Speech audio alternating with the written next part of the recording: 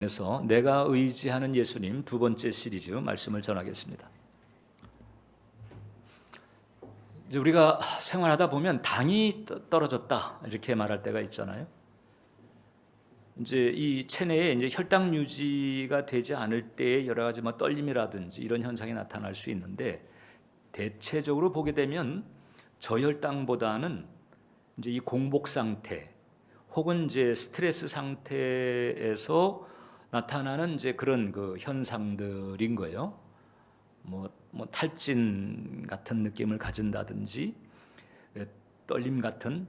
그래서 결국은 이제 이 당을 보충하자, 탄수화물이나 혹은 또 초콜릿 같은 것으로 이제 보충을 해서 이제 기운을 차리는 이런 일들이 있습니다.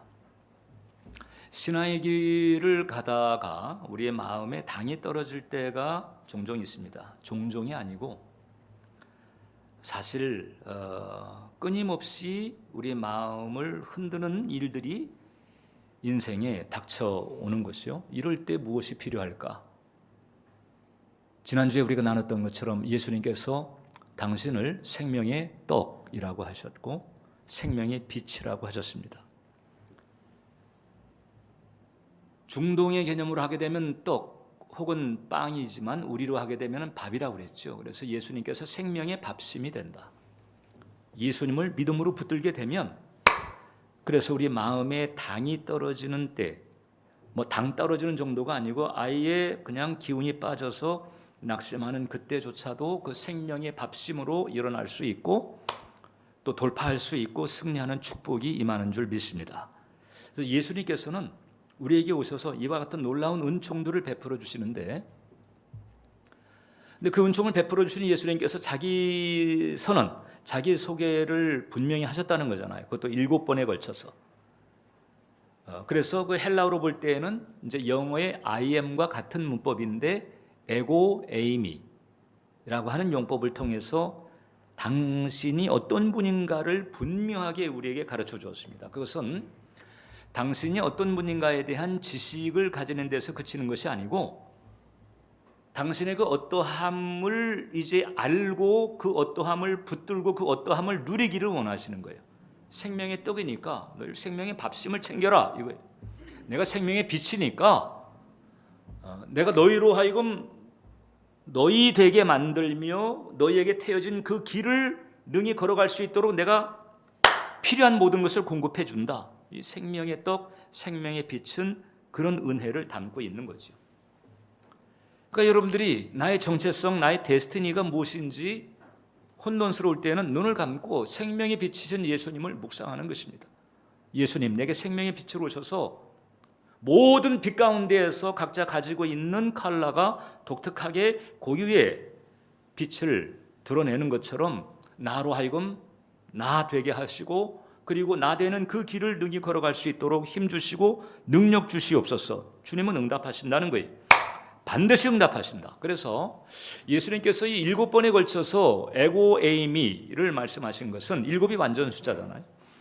그러니까 이제 모든 사람들의 그 모든 상황, 모든 필요에 나는 얼마든지 나는 응할 수 있다. 부응할 수 있고 대책을 세울 수 있다. 이 뜻이죠.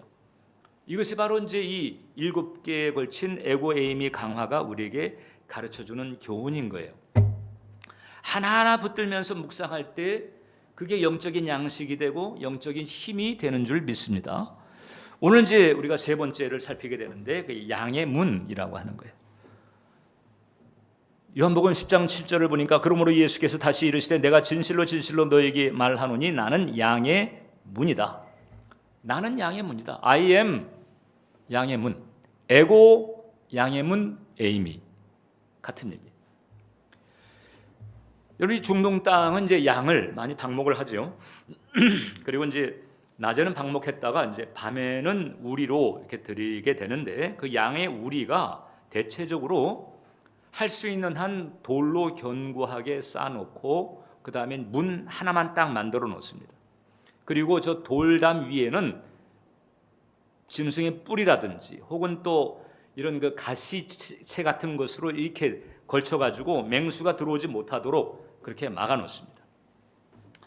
그리고는 오직 하나 있는 그 문 앞에 딱 목자가 딱 버티고 있는 거예요.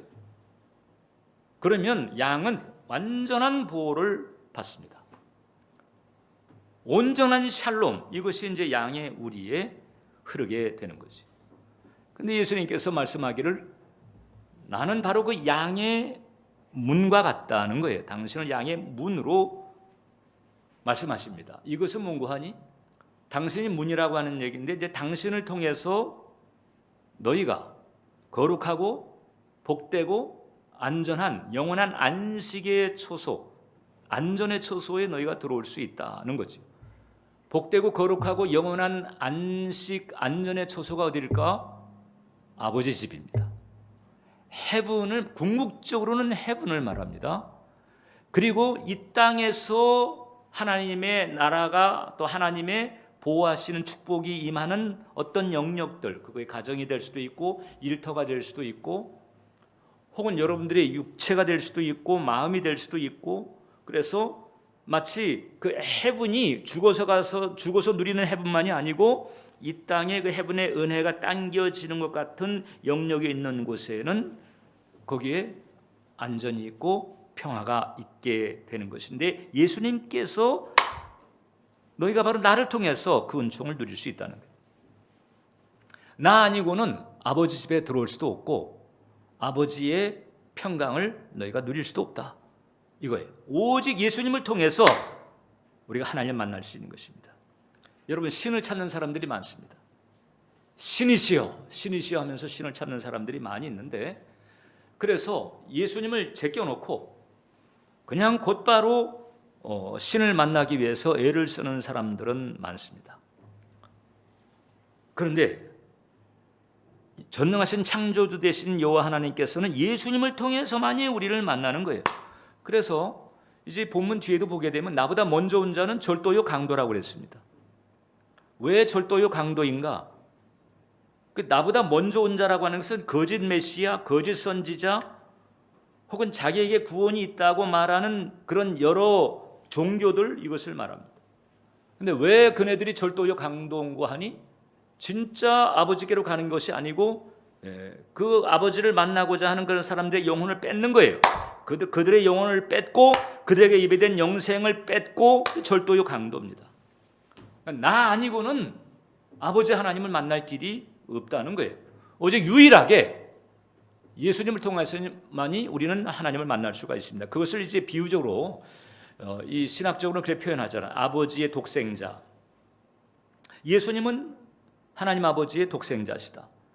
독생자라고 할 때에 이제 유일한 외아들이라고 하는 뜻이잖아요. 근데 이제 이것은 비유적 표현이에요. 이게 뭐 생물학적 혹은 뭐 무슨 산부인과적 그런 표현이 아니고, 생물학적 어떤 독생자 개념보다도 오직 이분을 통해서만이 아버지를 만날 수 있다는 그런 개념.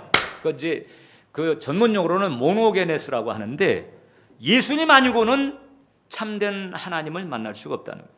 사도행전 4장 12절에 다른 이로서는 구원을 받을 수 없나니 친히 천하 사람 중에 구원을 받을 만한 다른 이름을 우리에게 주신 일이 없다.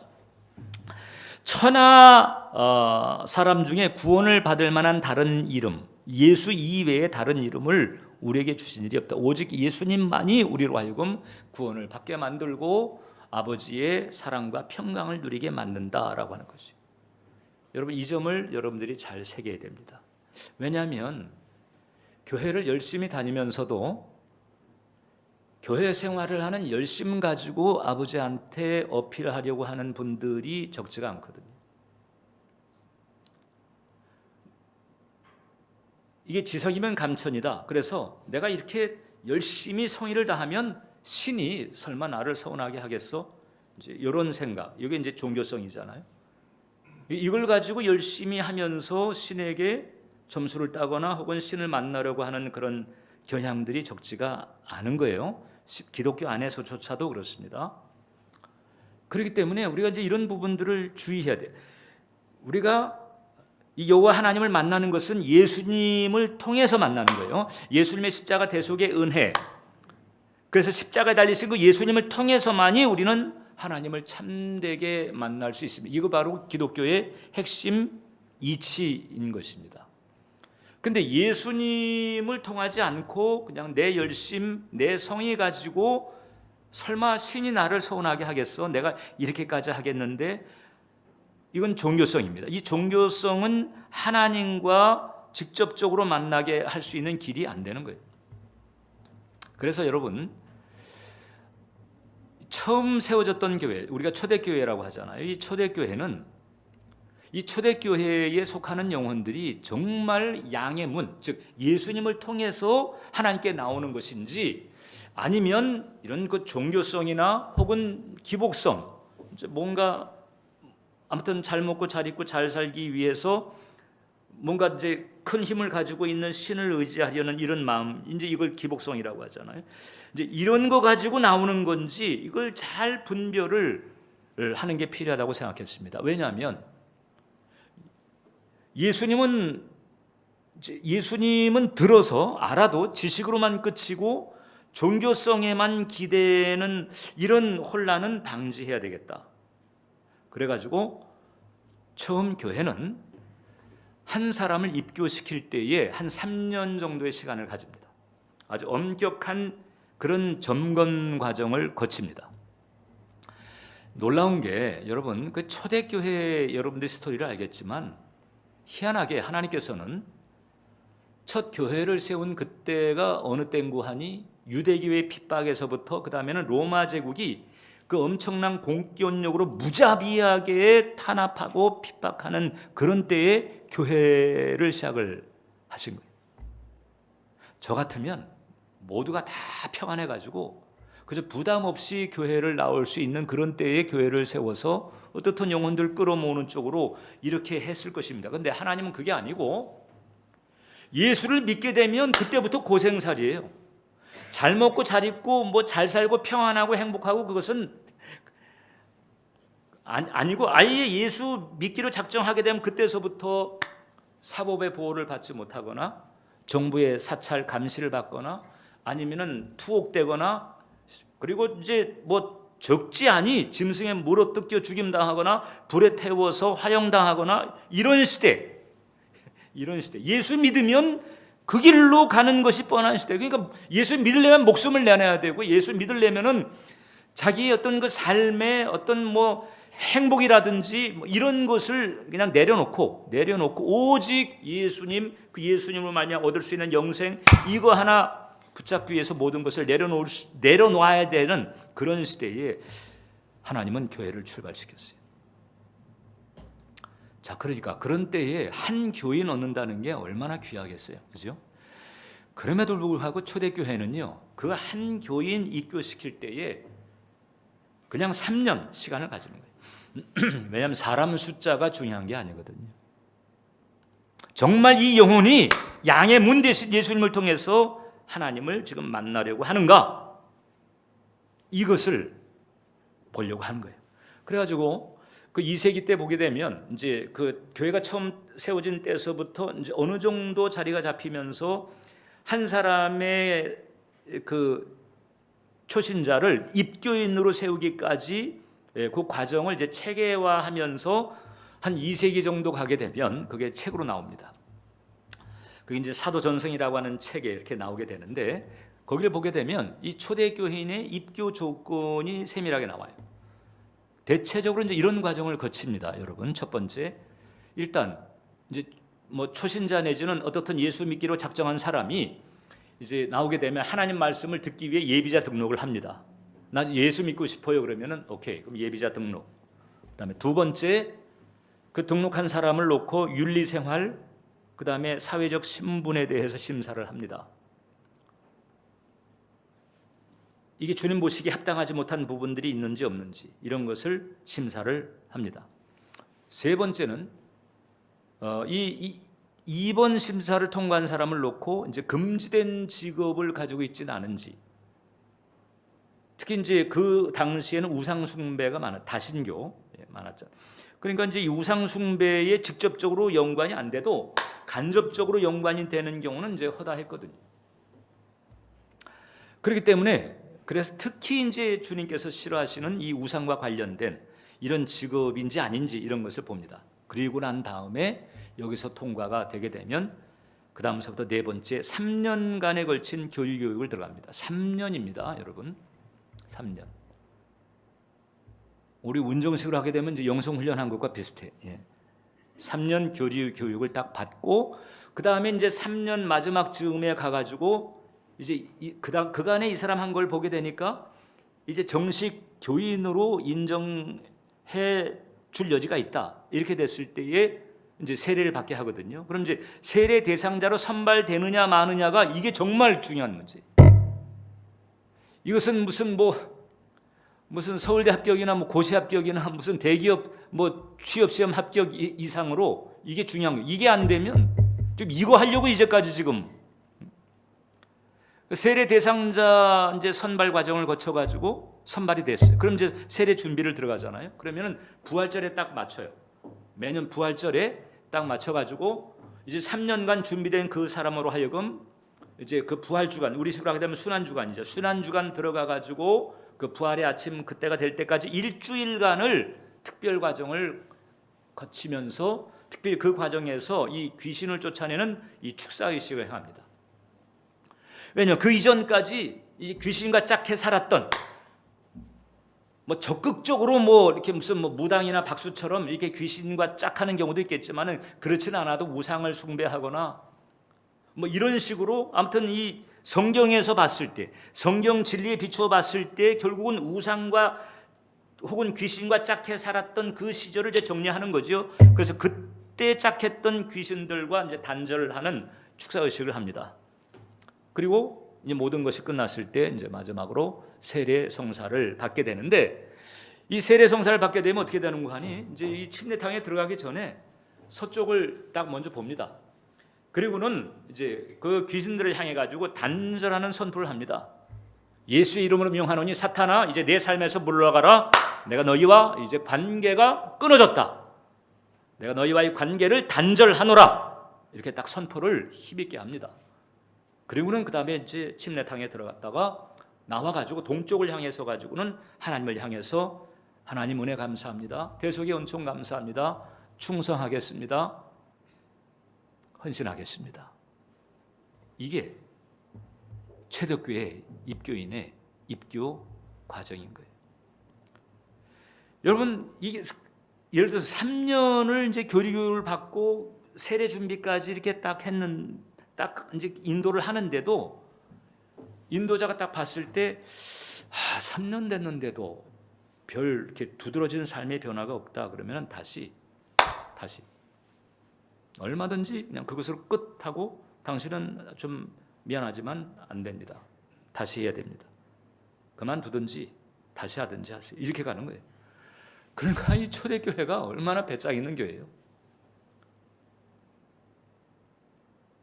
여러분 이 기독교가 이제 그 로마 제국의 핍박을 받다가 313년에 공인이 되거든요. 공인된 다음에 이제 그 다음에 국교가 되는데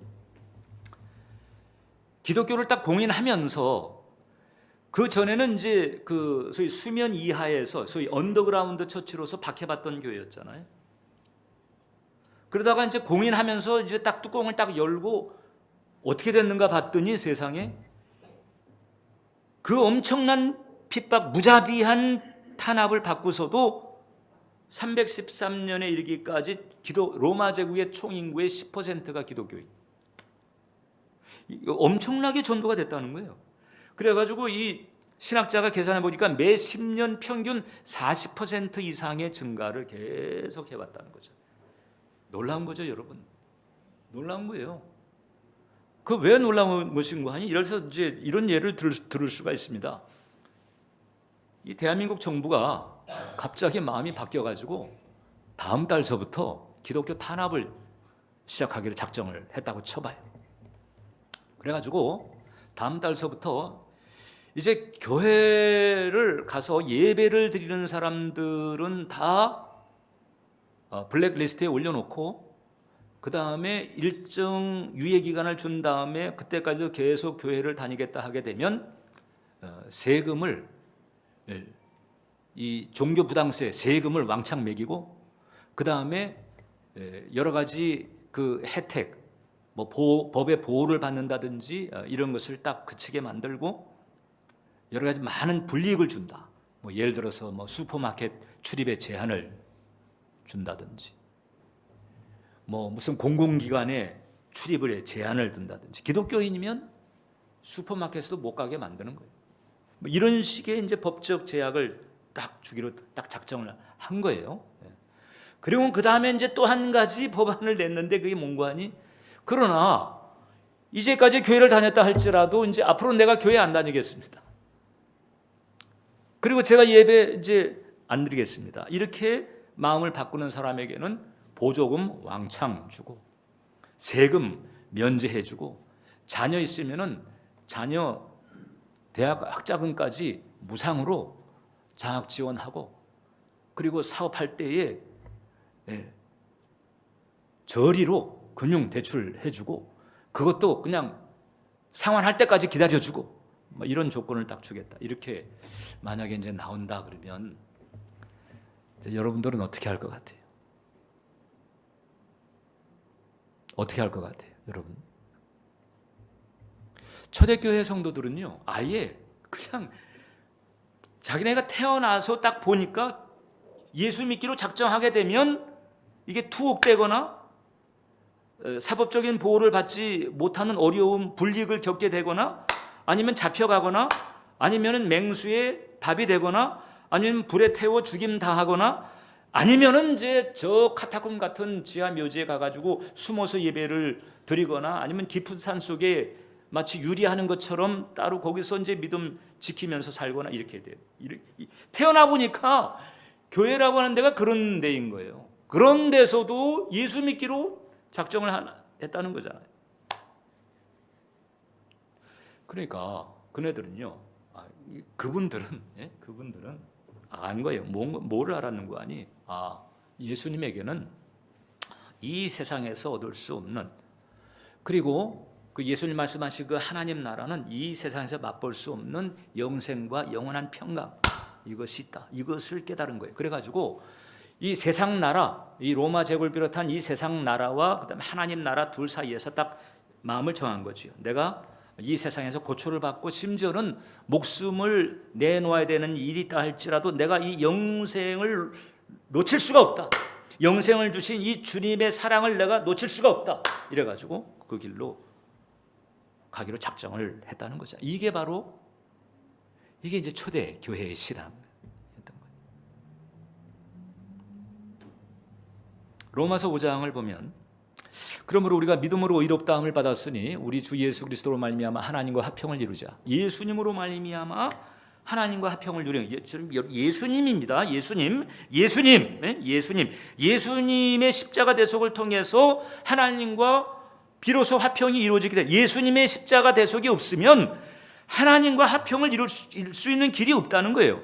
그러나 예수님을 붙잡으면 이제 하나님과 화평을 누리게 되는데, 그 전능하신 창조주와 불화의 상태에 있다가 이제 화평한 상태가 되게 됐으니 그 심령에 화평이 임하고 샬롬이 임하고 영생에 대한 깨달음이 임하면서 내가 이것은 목숨을 내놓고라도 내가 이것은 지켜야 된다. 이것을 간수해야 된다. 이렇게 되는 거잖아요. 이 정도로 양의 문 대신 예수님의 존재감은 너무 절대적이고 너무 필수 불가결하다. 이렇게 예수님께서 양의 문을 생각하시고 우리로 하여금 영생으로 가는 문, 하나님 나라로 가는 문, 하나님 나라가 오히려 또 우리가 사는 이 땅에 돌입할 수 있게 만드신 이 문을 여시기 위해서 이 땅에 오셔서 십자가에 달리신 그 예수님 믿음으로 단단히 붙들게 되시기를 축원합니다. 그리고 우리가 이 믿음의 마음을 가지고 이 예수님을 붙들 때 어떤 일이 벌어지는 거 하니? 10장 9절을 보니까 내가 문이니 누구든지 나로 말미암아 들어가면 구원을 받고 또는 들어가며 나오며 꼴을 얻으리라. 자, 예수님이 양의 문이라고 그랬잖아요. 에고 양의 문 에이미인데, 근데 이 문이 된 나로 말미암아 출입하는 영혼은 두 가지를 얻는 거예요. 뭔가 하니? 이제 구원을 받고 그 다음에 꼴을 얻는다. 구원도 받고 꼴을 얻는다. 이미 양의 문 대신 예수님을 통해서 하나님의 자녀가 되고 제사함 받고 헤븐에 속하는 은총을 얻게 된 거잖아요. 구원을 받은 거예요. 근데 구원받은 그 영혼으로 하여금 또 예수님은 꼴을 얻게 하신다. 들어오며 나가며 꼴을 얻는다. 여러분, 꼴이 있을 때와 없을 때가 어떻게 되지요? 꼴이 없게 되면 그야말로 당 떨어지고 기운 떨어지고 아무것도 못하지요. 그런데 이제 꼴을 충분히 섭취하게 되면 어떻게 됩니까? 힘이 있지요. 예, 뭔가를 이루지요. 혹은 돌파하지요. 이렇게 되는 거잖아요. 하나님은 예수님을 통해서 구원을 받게 하실 뿐만 아니라 이 땅에서의 삶에서 성취가 필요할 때 혹은 돌파가 필요할 때 뭔가 어떤 버티는 내공이 필요할 때 그렇게 될 수 있도록 필요한 꼴을 주시는 줄 믿습니다. 1980년대 후반에 그 미국의 이제 샌프란시스코의 자이언츠라고 하는 야구팀이 있는데 그 승률 높은 투수였던 사람이 있습니다. 데이브 드라베키라고 하는 투수인데 이제 이분이 이제 그 자이언츠 팀을 이제 우승으로 여러 번 이끌고 아주 그 공헌도가 높은 선수였단 말이죠. 근데 어느 날 팔이 이상이 느껴졌어요. 그래서 시즌 중이었기 때문에 일단 참았다가 시즌 끝나고 병원에 딱 찾아갔더니 그 팔에 암이 생긴 거예요. 암이 발견돼 가지고 자, 그 발견된 암 세포를 이제 이걸 제거하려다 보니까 팔 근육의 절반을 절제를 해야 돼. 자, 투수입니다. 투수인데 팔 근육의 절반을 절제를 해야 되니까 이게 이제 선수 생활 끝장이라고 하는 얘기 아니에요? 그게 생업일 뿐만 아니라 자기의 꿈일 수 있는 건데 이제 그게 끝장일 수 있는 상황. 이제 그런 상황에서 이 드라베키가 이제 수술실에 들어가게 됩니다. 사실상 선수 생활 끝이요. 투수가 팔 근육을 절제를 해야 되니까. 근데 이제 그 수술실에 들어가면서 그 인터뷰하는 기자들에게 이제 이렇게 얘기를 했다는 거예요. 아무도 인생이 멋진 것이라고 보장해 줄 수 없습니다. 우리 인간은 누구든지 어려운 상황에 부딪히게 됩니다. 하지만 그 어려움을 해결할 수 있는 유일한 방법이 있다는 거예요. 어려움을 해결할 수 있는 유일한 방법이 있는데 그것은 어려운 환경에서 눈을 돌려 주님께로 시선을 옮기는 것이다. 따라서 해보세요.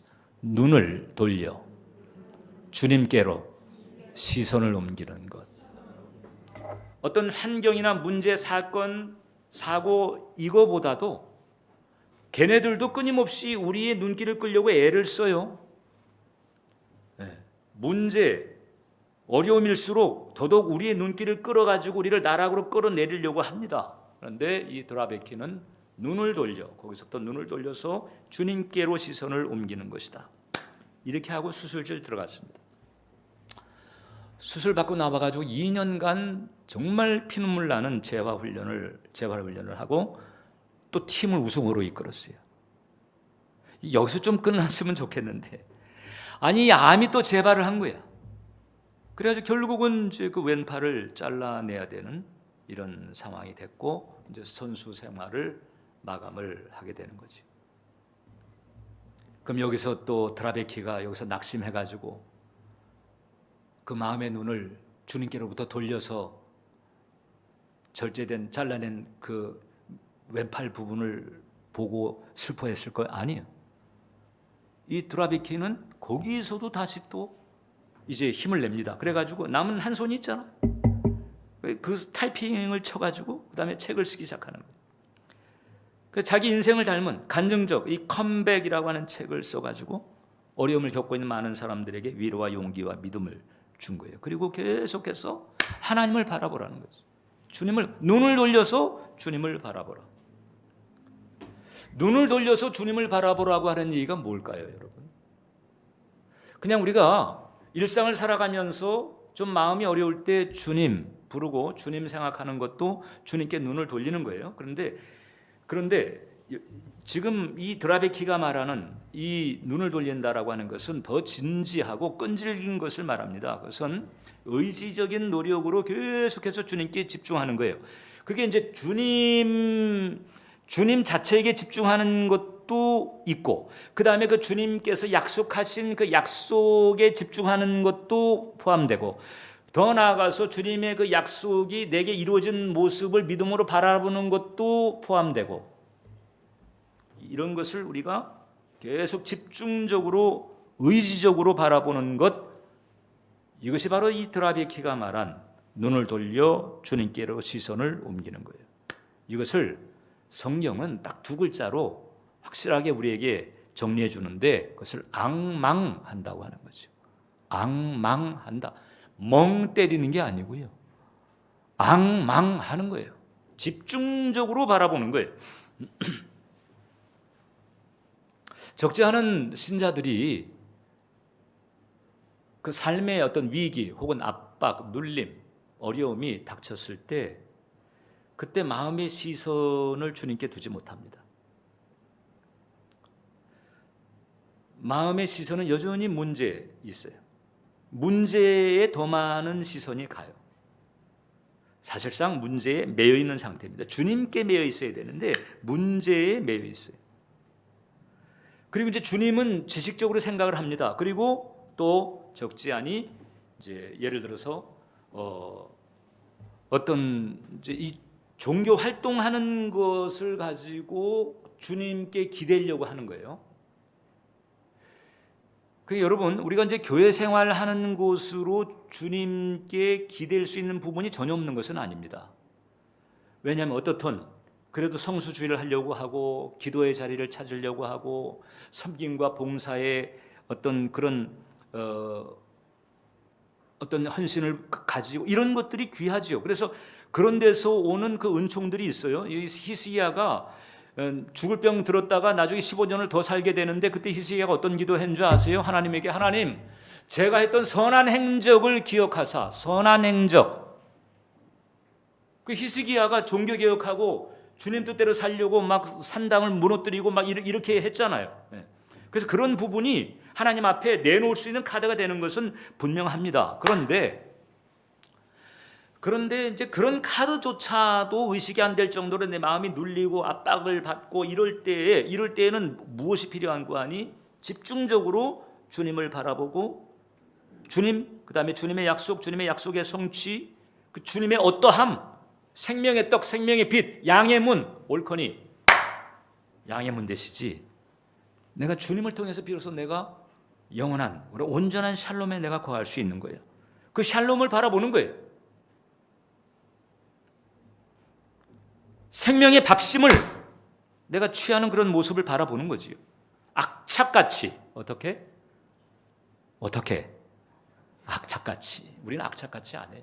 우리는 악착같이 문제에 매여요. 문제는 악착같이 우리의 마음을 묶으려고 합니다. 거기에 넘어가지 말고 우리는 악착같이 주님을 붙들어야 된다. 이거 앙망한다라고 하는 거, 앙망한다. 그 데이브 드라베키는 사실상 정말 인생의 위기라고 할 수도 있고 사람 생각에 따라서는 아이고 내 팔자야, 아이고 내 신세야, 저주의식에 얼마든지 흔들릴 수 있는 일을 겪은 거잖아요. 그러나 완전 뒤집어 버리잖아요. 역전시키는 거잖아요. 역전시키는 거잖아요. 이게 눈을 들어서 주님께로 시선을 옮기니까, 즉 앙망하니까 양의 문 대신 주님을 바라보며 이분 안에 나의 안녕이 있고 나의 평안이 있고 나의 회복이 있고 나의 힘이 있다, 이걸 바라보는 거잖아요. 찰스 스펄전이라고 하는 유명한 그 설교자, 다 이름을 들어보셨을 거예요. 영국의 유명한 설교자입니다. 정말 대단한 설교, 영국 역사상 정말 임팩이 분명했던. 근데 이분은 이제 아버지가 목사예요. 근데 모태신앙으로 이제 자랐지. 모태신앙이 예수님을 개인적으로 영접하지 않으면 참 이 모태신앙이 피곤합니다. 교회 문화, 교회 생활은 익숙해. 근데 주님과 개인적으로 만나는 체험이 없다 보게 되니까, 그러니까 이제 회의가 들어오는 거지. 형식적으로 교회를 다니긴 하지만은 마음에는 온갖 회의가 들어오던 그때, 사춘기였는데, 그때 그러다가 이제 어느 날 눈이 왔는데, 눈이 오다 보니까 이제 원래 다니던 교회를 가야 되는데 눈이 너무 많이 쌓이는 통에 원래 다니던 교회를 가지 못하고 이제 그 근처에 있는 가까운 교회를 가게 됐다는 거예요. 근데 마침 갔더니 거기도 보니까 눈 때문에 목사님이 예배 인도를 못 온 거예요. 그래가지고 가까이 있는 그 교회 성도들이 모여가지고 예배를 이제 드리고 있는데, 한 12명 정도 모여가지고 예배를 드리고 있는데 목사님이 없으니까, 그러니까 우리 식으로 하게 되면 이제 집사님 중에 한 분이 이제 성경을 들고 단에 가가지고 예배 시간 됐으니까 그래서 이제 예배를 인도하면서 말씀을 이제 전하게 됐는데 거의 뭐 성경 내용을 이제 이렇게 읽다시피 하면서 이제 말씀을 전하는 중에 이 스펄전 그때 이제 이 사춘기 회의적인 그런 마음에 시달리고 있었던 자 그러니까 이제 창조주 하나님과의 사이가 지금 여전히 불화한 상태거든요. 모태신앙이고 그 다음에 뭐 교회 문화에 익숙하고 교회 생활 빠삭했지만 실제로 그 심령은 창조주 하나님과 사이에 아직 화해가 안 된 상태야. 그러니까는 이제 마음에 눌림이 있고 회의가 있고 어려움이 있었죠. 그래가지고 그런 우중충한 얼굴로 딱 앉아서 이제 예배를 드리고 있는데 이제 그 성도가 그렇게 하더라는 거예요. 그 이사야서 45장 본문을 읽었는데 땅끝에 모든 백성아 나를 앙망하라 그리하면 구원을 얻으리라. 이 대목을 딱 읽고는 이 스펄전을 바라보면서 청년이요 예수님을 바라보세요. 그러면 구원을 얻습니다. 그 한마디에 그냥 꽝 하듯한 내적 영향을 받으면서 바로 그때 이제 회심을 했다는 거예요. 그리고 그 뒤에 돌이키면서 그때 그 자리에서 그 성도가 했던 설교를 이분이 기억을 하는 거예요. 이분이 쭉 기억하면서 그것을 이제 자기 일기에 적었는데 한 그 사춘기 회의자를 심령을 뒤집어서 정말 기독교 역사 설교의 황제라고 일컫기까지 위대하게 쓰임받는 자리에 나아가게 만든 아주 결정적인 모멘텀을 만들었던 그 성도, 그 한 집사님의 설교였을 텐데 그 설교를 이제 이렇게 정리를 해서 소개를 했어요. 그래서 이 설교문을 제가 읽어드릴 테니까 저도 여러분도 다시 한번 주님을 앙망하는 그런 마음을 가지고 함께 이렇게 좀 은혜 받았으면 좋겠습니다. 이렇게 그분이 설교를 했대요.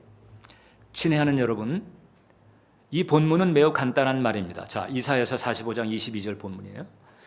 여기에는 앙망하라 하셨습니다. 바라보는 것은 뭐 힘이 드는 일이 아닙니다. 우리는 보려고 다리를 들거나 손가락을 움직일 필요가 없습니다. 그저 보면 됩니다. 그렇습니다. 우리는 보는 법을 배우러 대학에 가지는 않습니다. 누구나 볼 수 있습니다. 어린 아기도 봅니다.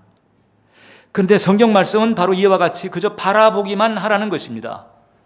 성경은 나를 바라보라 하였습니다. 여러분은 모두 자기를 바라봅니다. 그건 봐야 소용없습니다. 여러분을 바라봤댔자 소용이 없습니다. 여러분을 바라봤댔자 시원한 일 없습니다. 어떤 사람은 하나님을 바라보라고 합니다. 안 됩니다. 예수를 자주 바라보십시오. 이 대목은 이제 오늘 양해문 개념으로 이해하면 되는 거예요. 예수를 자주 바라보십시오. 예수님은 나를 바라보라 하셨습니다. 또 어떤 이는 나는 성령이 역사할 때까지 기다리지 합니다. 여러분이 지금 그럴 필요는 없습니다. 그리스도를 바라보십시오. 나를 바라보라 하셨습니다. 이렇게 설교했다. 여러분, 어떤 이 행위를 가지고 그냥 그 하나님께 의지하려고 하기보다는 예수님을 바라보는 거예요. 눈을 돌려 주님께로 마음의 시선을 두는 거예요. 양해문 되신 그분, 안식, 평강, 쉼을 예비하신 그분, 유일한 통로이신 그분.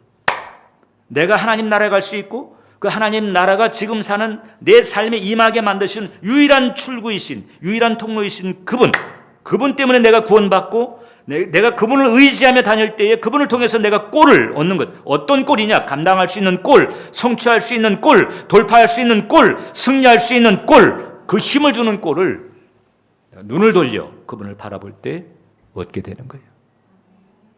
여러분들의 눈을 돌려 그분께 집중하시기를 축원을 드립니다. 기도하겠습니다. 살아계신 하나님 아버지, 이렇듯 예수님을 우리에게 보내주셔서 양의 문이 되게 하시고 그로 인하여 영원하고 안전하고 복된 안식의 초소, 평강의 초소 열어주심을 감사합니다. 더 나아가 그 양의 문 되신 예수님 때문에 구원을 받은 것만이 아니라 이제 꼴도 얻게 하심을 감사합니다. 그 꼴을 통해서 새 힘을 받고 계속해서 주님을 바라보고 또 바라보면서 그 예수님을 바라봄으로 인해서 열리는 놀라운 은혜, 축복, 변화의 능력을 공급받게 하심을 감사합니다. 우리 예배자 한 영혼 한 영혼 붙들어 주셔서 바라보게 해 주옵소서. 눈을 들어 주님께로 시선을 의지적으로 악착같이 옮겨 놓을 수 있도록 인도해 주시옵소서. 예수님 이름으로 기도합니다. 아멘.